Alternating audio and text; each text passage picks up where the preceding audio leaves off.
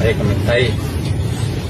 Flagrante da PRF. A Polícia Rodoviária Federal abordou um carro com 2 homens que tinham acabado de furtar uma carga de um caminhão acidentado. Durante a abordagem, um dos criminosos tentou fugir, mas foi alcançado e preso pela PRF. A carga roubada foi recuperada e os suspeitos encaminhados à autoridade policial. Mais uma ação rápida que evita prejuízo e reforça a segurança nas rodovias. Você acha que as penas para furto deveriam ser mais duras? Comenta aí.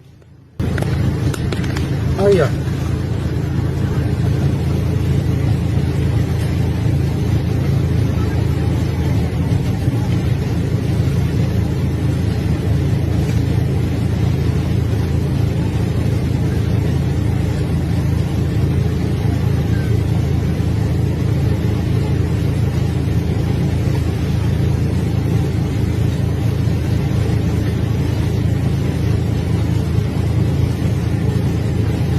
Pegaram.